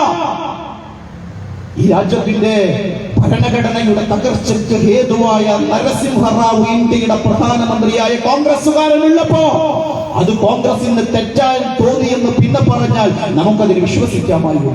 പക്ഷേ ആ രാമക്ഷേത്രത്തിന്റെ തറക്കൽ ചടങ്ങിലേക്ക് എന്നെ വിളിച്ചിട്ടില്ല എന്ന് പറഞ്ഞ് അട്ടഹസിക്കുന്ന പ്രിയങ്ക ഗാന്ധിയുടെ നിലപാടിലൂടെ ഞങ്ങൾ എന്ത് മനസ്സിലാക്കണം, ഇന്ത്യ എന്ത് മനസ്സിലാക്കണം. അതിന് വേണ്ടിയിട്ട് അതിന്റെ തറക്കൽ ഫണ്ടിലേക്ക് ഫണ്ട് കൊടുക്കുന്ന കേരളത്തിലെ എൽദോസ് കുന്നംപള്ളി എന്ന കോൺഗ്രസിന്റെ MLA ഫോട്ടോ കാണുമ്പോ ഞങ്ങൾ എന്ത് മനസ്സിലാക്കണം, ഇന്ത്യ എന്ത് മനസ്സിലാക്കണം. ഈ കോൺഗ്രസിലാണോ ഇനിയും ഞങ്ങൾ പ്രതീക്ഷകൾ അർപ്പിക്കേണ്ടത്? ഈ കോൺഗ്രസിലാണോ ഞങ്ങൾ പ്രതീക്ഷകൾ അർപ്പിക്കേണ്ടത്? ഈ രാജ്യത്തെ സംഘപരിവാരം ഇന്നുറഞ്ഞു തുള്ളിക്കൊണ്ടിരിക്കുന്ന ഈ വൃത്തികേടിന്റെ വിരൂപമാക്കുന്നിടത്ത് കോൺഗ്രസിന് പങ്കില്ല എന്ന് നെഞ്ചത്ത് കൈവച്ച ഏതെങ്കിലും കോൺഗ്രസുകാരൻ ഇവിടെ പറയാൻ പറ്റുമോ? ഈ രാജ്യത്ത് സംഘപരിവാരം ചെയ്തു കൂട്ടിയ മുഴുവൻ തോന്നിവാസങ്ങളും നടക്കുമ്പോ ഈ രാജ്യം ഭരിച്ചിരുന്നത് കോൺഗ്രസ് ആയിരുന്നില്ലേ? കോൺഗ്രസ് അതിന്റെ പച്ച പരവതാനി വിരിച്ചു കൊടുക്കുകയായിരുന്നില്ലേ? ഈ കെട്ടകാലത്ത് ഫാസിസത്തിന്റെ ഈ ഏറ്റവും രൗദ്രമുഖമുള്ള ഈ കെട്ടകാലത്ത് മതേതര ചേരിയെ പരാമർശിക്കുന്നത് പരസ്പരം വിഘടിക്കാനല്ല കേട്ടോ, ഒരു ജനാധിപത്യ മര്യാദ എന്നത് ഞങ്ങൾ മനസ്സിലാക്കുന്നു. ജനാധിപത്യത്തിൽ വിമർശനം എന്ന് പറയുന്നതാണ് ഏറ്റവും വലിയ ആയുധം. ഞാൻ കോൺഗ്രസിനെ വിമർശിക്കുകയാണ്. ഈ രാജ്യത്തിന്റെ ഭരണഘടനയുടെ വീണ്ടെടുപ്പിന് വേണ്ടി കോൺഗ്രസ് മുന്നോട്ടേക്ക് വന്നാൽ ഞങ്ങൾ കൃത്യമായി സ്വാഗതം ചെയ്യുകയാണ്. പക്ഷേ കോൺഗ്രസിന്റെ ഇന്നലകളിലെ അപജയങ്ങളും കോൺഗ്രസിന്റെ സമീപനങ്ങളെയും ഞങ്ങൾ ഈ നാട്ടുകാരുടെ മുമ്പിൽ തുറന്നു കാണിക്കും. കോൺഗ്രസ് തിരുത്തപ്പെടാൻ, കോൺഗ്രസ് തിരിഞ്ഞു നോക്കാൻ, ഈ രാജ്യത്തിന്റെ ജനാധിപത്യത്തെ മതേതരത്വത്തെ വീണ്ടെടുപ്പിന് വേണ്ടി കോൺഗ്രസിന് ആത്മാർത്ഥതയുണ്ട് എങ്കിൽ വർത്തമാന ഇന്ത്യയുടെ യഥാർത്ഥ രാഷ്ട്രീയം പറയാൻ കോൺഗ്രസ് തയ്യാറാകുമോ? സംഘപരിവാരത്തിനെതിരെ നിലപാട് സ്വീകരിക്കാൻ നിങ്ങൾക്കാകുമോ? നേതാവാകണം, MP ആകണം എന്നതിലുപരി ഈ രാജ്യത്തിന്റെ ജനാധിപത്യ വീണ്ടെടുപ്പിന് വേണ്ടി കോൺഗ്രസിന് ആത്മാർത്ഥമായി താല്പര്യമുണ്ടോ എന്ന് ഞങ്ങളിവിടെ ചോദിക്കുകയാണ്. നാട്ടുകാർക്ക് സംശയമാണ്. കൈപ്പത്തിയിൽ വോട്ട് ചോദിക്കുന്ന കോൺഗ്രസുകാരൻ വിജയിച്ചാൽ അത് BJPയുടെ പാർലമെന്റ് അംഗത്തിന്റെ അംഗബലം കൂട്ടാനുള്ളതാകുമോ എന്ന് ഈ നാട്ടിലെ നാട്ടുകാർക്ക് മുഴുവൻ സംശയ. കോൺഗ്രസിന്റെ നേതാക്കന്മാർക്ക് വരെ സംശയ. ജയിച്ചാൽ കോൺഗ്രസ് എന്താ ചെയ്യാന്നറിയോ? വിജയിച്ച MLA-മാരെ മുഴുവൻ കിഡ്നാപ്പ് ചെയ്യാണ്. അവർക്ക് പോലും അറിയാത്ത വലിയ വലിയ റിസോർട്ടുകളിൽ അവരെ ഒളിപ്പിച്ചു വച്ചിരിക്കുക. കോൺഗ്രസിന് പോലും കോൺഗ്രസിന്റെ സമുന്നതരായ നേതാക്കന്മാരിൽ, ജനപ്രതിനിധികളിൽ വിശ്വാസമില്ലാത്ത തരത്തിൽ കോൺഗ്രസ് അധപ്പതിച്ചുകൊണ്ടിരിക്കുന്നു എന്നുള്ളതാണ്. ഈ കോൺഗ്രസിലാണോ ഈ തെരുവിൽ പ്രതീക്ഷകൾ അർപ്പിക്കേണ്ടത്? നമ്മൾ ആരിലായി പ്രതീക്ഷ അർപ്പിക്കുക? ഇടതുപക്ഷത്തിലോ? നിങ്ങൾ കൊയ്യുന്ന വയലെല്ലാം നിങ്ങളുടേതാണ് പൈങ്കിളിയെ എന്ന പൈങ്കിളി പാട്ടുപാടുന്ന ഇടതുപക്ഷത്തിന് ഈ നാട് പ്രതീക്ഷ അർപ്പിക്കണോ? ഏതാണ് ഇടതുപക്ഷം? മതമല്ല മതമല്ല മതമല്ല പ്രശ്നം, എരിയുന്ന വയറിലെ തീയാണ് പ്രശ്നം. ഏതോ മതക്കാരനെന്നല്ല പ്രശ്നം, എങ്ങനെ ജീവിക്കുമെന്നാണ് പ്രശ്നമെന്ന വിപ്ലവ അർത്ഥവച്ചായ മദ്യം പാടുന്ന ഇടതുപക്ഷമേ, നിങ്ങളിൽ ഈ തെരുവ് പ്രതീക്ഷ അർപ്പിക്കണോ? എവിടെ ഇന്ന് ഇടതുപക്ഷമുള്ളത്? കേരളത്തിലാണുള്ളത്. അണുമണി തൂക്കം ജനാധിപത്യവും മതേതരത്വവും സെക്യുലർ പ്ലാറ്റ്ഫോമുള്ള മുഴുവൻ ചേരികളെയും കൂടെ നിർത്തുക എന്നുള്ള ഞങ്ങളുടെ രാഷ്ട്രീയപരമായ നിലപാട് തുറന്നു പറഞ്ഞുകൊണ്ട് തന്നെ ഞങ്ങൾ പറയട്ടെ, ഇടതുപക്ഷത്തിന്റെ ഇന്നലകളെ ഞങ്ങൾ വിമർശിക്കുകയാണ്. ഏതിടതുപക്ഷമെന്നറിയോ? ഏതിടതുപക്ഷമെന്നറിയോ? സംഘപരിവാരത്തിന് ഒരു തരത്തിലും അധികാര സ്വാധീനമില്ലാത്ത കേരളത്തിന്റെ മണ്ണില്, ഉത്തർപ്രദേശില്, ഗുജറാത്തില് സംഘപരിവാരത്തിന്റെ അജണ്ടകളുടെ വേഗതയേക്കാൾ വേഗത്തിൽ ഓടാൻ ശ്രമിച്ചുകൊണ്ടിരിക്കുന്ന കേരളത്തിന്റെ ഇടതുപക്ഷം. ഞാൻ അങ്ങനെ പറഞ്ഞു വെക്കാൻ ആഗ്രഹിക്കുന്നു. സംഘപരിവാരം എന്താണോ ഒരു രാജ്യത്ത് നടപ്പിലാക്കാൻ ഉദ്ദേശിക്കുന്നത്, അത് ഞങ്ങളുടെ പ്രത്യയശാസ്ത്രം വെച്ച് പേറുന്നവർ നാട് ഭരിക്കുന്ന നാട്ടിൽ നടക്കുന്നതിനേക്കാൾ വേഗതയിൽ നടപ്പിലാക്കാൻ പരിശ്രമിക്കുന്ന ഒരു ഇടതുപക്ഷം എന്നാണ് കേരളം ഭരിച്ചുകൊണ്ടിരിക്കുന്നത്. നിങ്ങൾ പരിശോധിച്ചോ, സംഘപരിവാരം അവരുടെ അജണ്ടകൾ എത്ര വ്യക്തവും കൃത്യവുമായിട്ടാണ് ഈ രാജ്യത്ത് നടപ്പിലാക്കിക്കൊണ്ടിരിക്കുന്നത്. അതല്ലേ പാലക്കാട് നടപ്പിലായത്? അവർക്ക് വേണ്ടി ഓശാന പാടിക്കൊണ്ടിരിക്കുകയല്ലേ? ഇരട്ട നീതികളല്ലേ നമ്മുടെ രാജ്യത്ത് നടപ്പിലാക്കിക്കൊണ്ടിരിക്കുന്നത്? ഈ രാജ്യത്ത് ഇന്ത്യയുടെ തെരുവോരങ്ങളിൽ സംഘപരിവാര ഭരണകേന്ദ്രങ്ങളിൽ നടക്കുമ്പോ അതിന്റെ രാഷ്ട്രീയ താല്പര്യം എന്താണെന്ന് അരിയാഹാരം കഴിക്കുന്ന നാട്ടുകാർക്കറിയാം. പക്ഷേ സംഘപരിവാരത്തിനെതിരെ സെമിനാർ നടത്തുന്ന, സിംബോസിയം നടത്തുന്ന, പ്രകടനം നടത്തുന്ന, ബീഫ് ഫെസ്റ്റ് നടത്തുന്ന ഇടതുപക്ഷം ഭരിക്കുന്ന കേരളത്തില് അത് നടക്കുമ്പോ ഞങ്ങൾക്ക് മനസ്സിലാകുന്നില്ല. അതിന്റെ പ്രശ്നം എന്താണെന്ന് ഞങ്ങൾക്ക് മനസ്സിലാകുന്നില്ല. ഈ രാജ്യത്ത് ഒരു ക്രൈം നടക്കുമ്പോ ആ ക്രൈമിൽ തിരയാൻ പോലീസ് ഉദ്യോഗസ്ഥർക്കടക്കം ചില തൊപ്പികളും താടിയും താല്പര്യമുണ്ട് എന്നുള്ളതാണ്. നിങ്ങളൊന്ന് ആലോചിച്ചു നോക്കൂ. ഒരു പ്രത്യേക സിംബൽ ഉള്ളവരെ കിട്ടിയാൽ ആ കേസന്വേഷണത്തിന്റെ ഒരു പ്രൗഢിയും അതിന്റെ ഒരു ജാഗ്രതയും വേറെയായിരിക്കും. ഞാൻ അരിയാഹാരം കഴിക്കുന്ന പ്രബുദ്ധരായ നാട്ടുകാരോടാണ് സംസാരിക്കുന്നത്. മലയാളത്തിൽ ഒരു ദിവസം നമ്മളുടെ മനസ്സാക്ഷി ഞെട്ടിച്ച എറണാകുളം ജില്ലയിൽ നമ്മളൊക്കെ പ്രഭാതത്തിൽ കേട്ടത് ആംബുലൻസിന്റെ സൈറനുകളായിരുന്നു. ആയിരക്കണക്കിന് ഭക്തജനങ്ങൾ തിങ്ങിക്കൂടിയിരിക്കുന്ന ഒരു ഹാളിൽ ഒരു ബോംബ് സ്ഫോടനം നടക്കുകയാണ്. പാതിവന്ത ശരീരം മുഴുവാകും ബന്ധ പച്ച മനുഷ്യരെയുമായി ആംബുലൻസിന്റെ സൈറനുകൾ ഓടിക്കൊണ്ടിരിക്കുന്നിട്ടാണ് മലയാളത്തിന്റെ ഒരു പ്രഭാതം പൊട്ടിമുടന്നത്. നമ്മൾ ആ അന്യാകൃത്യമായിരിക്കുന്ന പൈശാചിക പ്രവർത്തനം ചെയ്തവരെ ഉറ്റുനോക്കിക്കൊണ്ടിരിക്കുകയായിരുന്നു. അവിടെയും പ്രത്യക്ഷപ്പെട്ടു ഒരു മുസ്ലിം നാമധാരി. മാധ്യമങ്ങളിൽ വലിയ വാർത്തകളായിരുന്നു, വലിയ ഫോട്ടോകൾ വന്നു. പക്ഷേ ഞങ്ങളുടെ മലപ്പുറം ജില്ലയിൽ ഒരു പോലീസ് ഉദ്യോഗസ്ഥൻ ഒരു കാലത്ത് പറഞ്ഞിട്ടുണ്ട്, കേരളത്തെ ദൈവം രക്ഷിച്ചു എന്ന് പറയുന്നതിന് മുമ്പ് എന്ന് പറഞ്ഞതുപോലെ എറണാകുളം ജില്ലയിലെ ബോംബ് സ്ഫോടനത്തിന്റെ ഉത്തരവാദി സ്വമേധയാൽ വൈകുന്നേരത്ത് വിളിച്ചു പറയുകയാണ്, ഞാനാണ് ആ കലാപം നടത്തിയത് എന്ന്. പേരും മാട്ടിനാണ്. 8 പേരെയാണ് ആ ബോംബ് സ്ഫോടനത്തിലൂടെ ഇല്ലാതെയാക്കിയത്. നിങ്ങൾ ആരെങ്കിലും അറിഞ്ഞോ? അത് എപ്പോഴെങ്കിലും ഇവിടെ ചർച്ചയായോ? ഏതെങ്കിലും അന്ത്യചർച്ചകളിൽ നിങ്ങൾ കണ്ടോ? മാട്ടിനെ കൊണ്ടുപോകുന്നത് നിങ്ങൾ കണ്ടില്ലേ? സ്വാതന്ത്ര്യ സമര പോരാളിയെ പോലെ സർവ്വവിധത്തിലുള്ള സൗകര്യങ്ങളും കൊടുത്ത് 2 കൈയും വീശിക്കൊണ്ട് 8 പേരെ കൊല ചെയ്യപ്പെട്ട കൊടും ക്രിമിനല് സ്വൈരവിഹാരം നടത്തുകയാണ് കേരളത്തിന്റെ മണ്ണില്. നമ്മുടെ രാജ്യത്ത് നീതിയില്ലേ? നമ്മുടെ രാജ്യത്ത് നിയമ സംവിധാനങ്ങളില്ലേ? മണിക്കൂറുകൾക്കടക്കം നടക്കപ്പെടുന്ന കൊലപാതകങ്ങള്, ആ കൊലപാതകങ്ങളിൽ ഒരു കൊലപാതകത്തിന്റെ പ്രതികള് നാട്ടിന്റെ ഉടനീളങ്ങളില് ഉല്ലാസങ്ങളും ആഘോഷങ്ങളും കല്യാണങ്ങളും ആർഭാടങ്ങളുമായി ആർക്കുല്ലഹസിച്ച് ജീവിക്കുന്നു.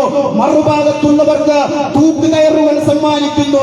എന്തു മെസ്സേജാണ് ഈ രാജ്യത്തിന്റെ നിയമപീഠം, ഈ രാജ്യത്തിന്റെ ജനാധിപത്യം വർത്തമാന പുതുതലമുറക്ക് ഇവിടെ കൊടുത്തുകൊണ്ടിരിക്കുന്നത്? നീതി വേണ്ടേ ഇവിടെ? ഈ രാജ്യത്ത് മനുഷ്യരെ ഭരണഘടനയും മതേതരത്വത്തിൽ നിന്നും ഇത്രമാത്രം അകലിപ്പിക്കുന്ന തരത്തില് പച്ചയായ ഇരട്ട നീതികള് നമ്മുടെ രാജ്യത്ത് ഇങ്ങനെ നടന്നുകൊണ്ടിരിക്കുമ്പോ, ഈ രാജ്യത്ത് സംഘപരിവാരം അവരുടെ താല്പര്യങ്ങൾ നടപ്പിലാക്കാനുള്ള പരിശ്രമങ്ങൾ നടക്കുമ്പോ അതിന് ചൂട്ടുപിടിച്ചുകൊണ്ടിരിക്കുന്നു ഇടതുപക്ഷം.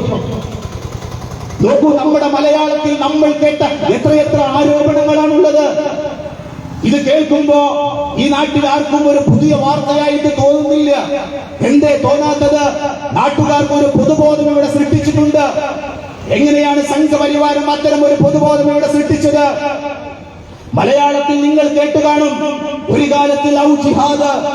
ഇവിടെ ഒരു ശത്രുവിനെ, ഒരു ഇന്ത്യയിലെ മുഴുവൻ ജനങ്ങൾക്കും ഒരു ശത്രുവിനെ ഇവിടെ പ്രദർശിപ്പിച്ചിട്ടുണ്ട് സംഘപരിവാരം. ആരാണ് ആ പൊതുശത്രു? അവരുടെ വിചാരധാര പറഞ്ഞ പൊതുശത്രു. ആ ശത്രുവിനെ വളരെ കൃത്യമായി ഉണ്ടാക്കിയെടുത്തു. എങ്ങനെയാണ് അത് ഉണ്ടാക്കിയെടുത്തത്? ലവ് ജിഹാദ്. ഈ ഇന്ത്യയിലെ പുതിയ തലമുറയുടെ മനസ്സിനെ കീഴ്പ്പെടുത്തുന്ന പ്രണയത്തിൽ പോലും അവർ സൃഷ്ടിച്ചു ഒരു സിംബല്. ലവ് ജിഹാദ്, പ്രണയത്തിന്റെ പേരിൽ മനുഷ്യരെ മതം മാറ്റിക്കൊണ്ടിരിക്കുന്നു എന്ന് ചൂടേറിയ ചർച്ച നടന്നു നമ്മുടെ നാട്ടില്, അന്വേഷണം നടന്നു നമ്മുടെ നാട്ടില്. കേരളം ഭരിക്കുന്ന ആഭ്യന്തരമന്ത്രിയുടെ കീഴിൽ അന്വേഷണം നടത്തി. ഇന്ത്യ ഭരിക്കുന്ന കേന്ദ്രത്തില് അമിത്ഷാ എന്ന വലിയ പുള്ളിയുടെ നേതൃത്വത്തിലും അന്വേഷണം നടത്തി. ഇന്ത്യയിലെ കേരളത്തിലെ ലവ് ജിഹാദിന്റെ കേസുകൾ കണ്ടെത്താൻ, അങ്ങനെ ഒരു കേസ് കണ്ടെത്താൻ കഴിഞ്ഞിട്ടില്ല. ഇല്ലാതെ കേരളത്തിന്റെ നിയമസഭയിൽ ചോദിച്ച ചോദ്യത്തിന് മറുപടി അത്തരം ഒരു കേസ് കേരളത്തിൽ കണ്ടെത്തിയിട്ടില്ല എന്ന് വീണ്ടും പറഞ്ഞുകൊണ്ടിരിക്കുന്നു. കേരളത്തിലെ മതേതര കേരളത്തിൽ, ജനാധിപത്യ കേരളത്തില്, സാക്ഷര സുന്ദര കേരളത്തില്, ദൈവത്തിന്റെ സ്വന്തം നാട്ടില് ഇന്നും പറഞ്ഞുകൊണ്ടിരിക്കുന്നു. മതത്തിന്റെ പേരിൽ ഇതാ പ്രണയം നടിച്ചു മതം മാറ്റുന്നു, ലവ് ജിഹാദ് എന്ന്.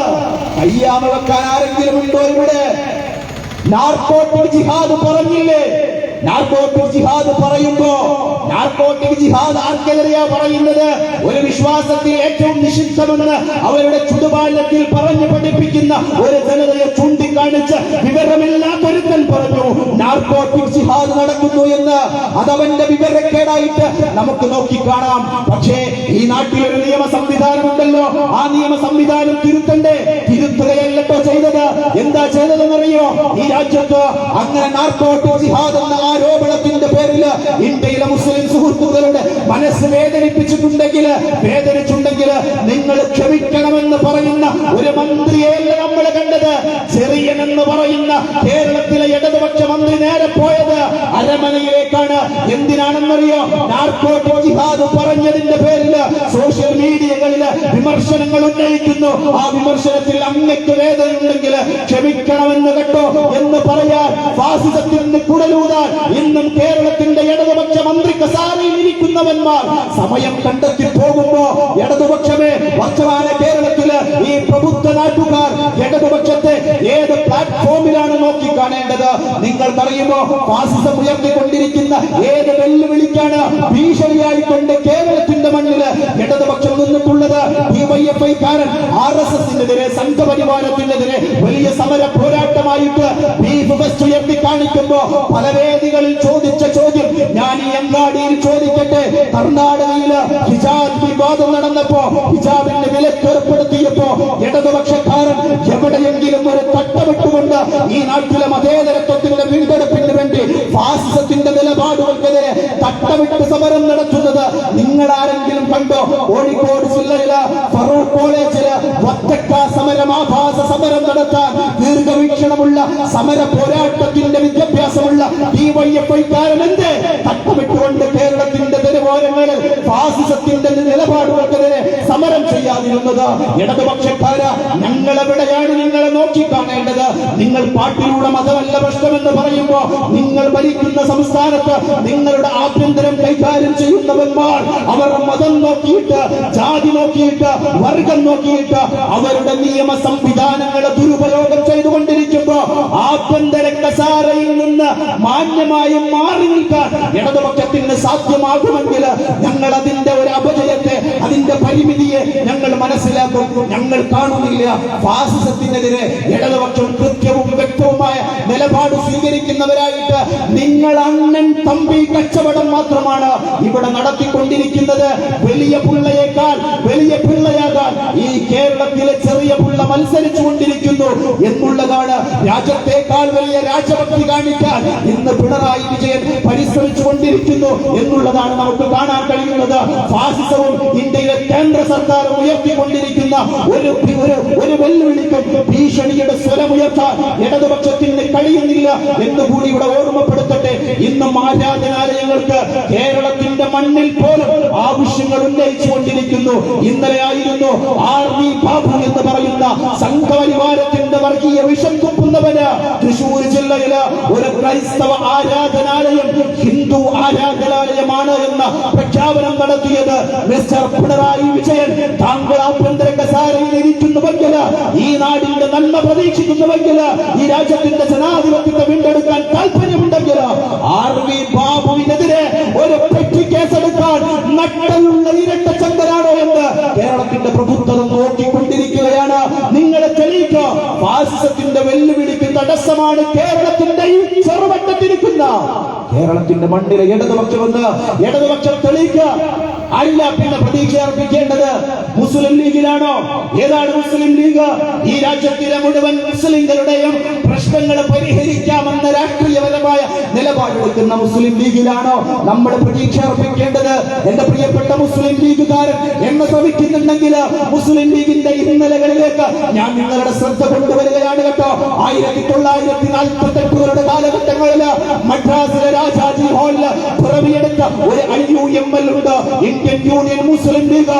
മുസ്ലിം ലീഗിന്റെ ഹരിതക്കൊടി പിടിക്കുന്ന എന്റെ പ്രിയപ്പെട്ട കാർന്നവന്മാരെ, പ്രിയപ്പെട്ട ജനങ്ങളെ, നിങ്ങൾക്ക് ആ മുസ്ലിം ലീഗിനെ അറിയാമായിരിക്കാം. ബാഫക്കി തങ്ങളുടെ ഒരു മുസ്ലിം ലീഗുണ്ട്, കായിദെ മില്ലത്തിന്റെ ഒരു മുസ്ലിം ലീഗുണ്ട്. ആ മുസ്ലിം ലീഗ് ഏതാണെന്നറിയോ? അറബിക്കടലിന്റെ നടുക്കല് മുസല്ലയിട്ട് നമസ്കരിക്കുന്ന RSSകാരനെ കണ്ടാൽ പോലും വിശ്വസിച്ചു പോകരുത് എന്ന് പറഞ്ഞ ഒരു മുസ്ലിം ലീഗ് കേട്ടോ. ആ മുസ്ലിം ലീഗിനെ ഓർമ്മപ്പെടുത്തുകയാണ് പുതിയ തലമുറക്ക്. ഞാൻ നിങ്ങളുടെ സെമിനാറുകളില്, നിങ്ങളുടെ കൺവെൻഷനുകളില്, നിങ്ങളുടെ സമ്മേളനങ്ങളില് കേട്ടുകൊള്ളണമെന്നില്ല. RSSകാരന് നിങ്ങളേത് ചെന്നായുടെ ഏതാട്ടും തോലടിഞ്ഞു വന്നാലും നിങ്ങൾ വിശ്വസിച്ചു പോകരുത് എന്ന ദീർഘവീക്ഷണത്തിന്റെ ഒരു മുസ്ലിം ലീഗിനെ ഞാനിവിടെ പരിചയപ്പെടുത്തുകയാണ്. മുസ്ലിം ലീഗിനെ അറിയുമോ നിങ്ങൾക്ക്? ഇന്ത്യൻ നാഷണൽ കോൺഗ്രസിന്റെ അമരക്കസാരയിൽ നെഹ്റു ഇരിക്കുമ്പോ ചോദിച്ചു, എന്തിനാണ് ഒരു മുസ്ലിം ലീഗ്? ഇന്ത്യൻ നാഷണൽ കോൺഗ്രസ് ഉള്ളപ്പോ എന്തിനാണ് ഒരു മുസ്ലിം ലീഗ് എന്ന് ചോദിച്ചപ്പോ ദീർഘവീക്ഷണത്തിന്റെ നേതാവിന്റെ പേര് CH. അറിയുമോ മുസ്ലിം ലീഗ്? അന്ന് CH കൊടുത്തൊരു മറുപടിയുണ്ട്, മിസ്റ്റർ നെഹ്റു, അങ്ങയുടെ കോൺഗ്രസിൽ ഞങ്ങൾക്ക് പ്രതീക്ഷയുണ്ട്, പക്ഷേ വരും കാല കോൺഗ്രസിൽ, അതെ നരസിംഹറാവുവിന്റെ കോൺഗ്രസിൽ ഞങ്ങൾക്ക് പ്രതീക്ഷയില്ല കേട്ടോ. എന്റെ സമുദായത്തിൽപ്പെട്ടവര് വിറക് വെട്ടികളാകരുത്, വെള്ളം കോരികളാകരുത്, അവര് രാഷ്ട്രീയ പ്രബുദ്ധതയുള്ളവരാകണം, അവർ ഈ കാലഘട്ടത്തിന്റെ പരിഷ്കർത്താവാകണം. അതുകൊണ്ട് മിസ്റ്റർ നെഹ്റു, ഈ കാലഘട്ടത്തിൽ മുസ്ലിം ലീഗ് ഉണ്ടാവുക എന്നുള്ളത് മുസ്ലിം ലീഗിന്റെ ആവശ്യമാണ്, ഈ കാലഘട്ടത്തിന്റെ ആവശ്യമാണ്, മുസ്ലിം സമുദായത്തിന്റെ ആവശ്യമാണ് എന്ന ദീർഘവീക്ഷണത്തിന്റെ മുസ്ലിം ലീഗിന്റെ ഇന്നലകളെ ഓർമ്മപ്പെടുത്തിക്കൊണ്ട് ഞാൻ പറയട്ടെ, എന്റെ പ്രിയപ്പെട്ട മുസ്ലിം ലീഗുകാരാ, എവിടെയാണ് നിങ്ങളുടെ മുസ്ലിം ലീഗ് ഉള്ളത്? പാണക്കാട് കൊടപ്പനക്കൽ തറവാട്ടിൽ കുറ്റിയടിച്ച്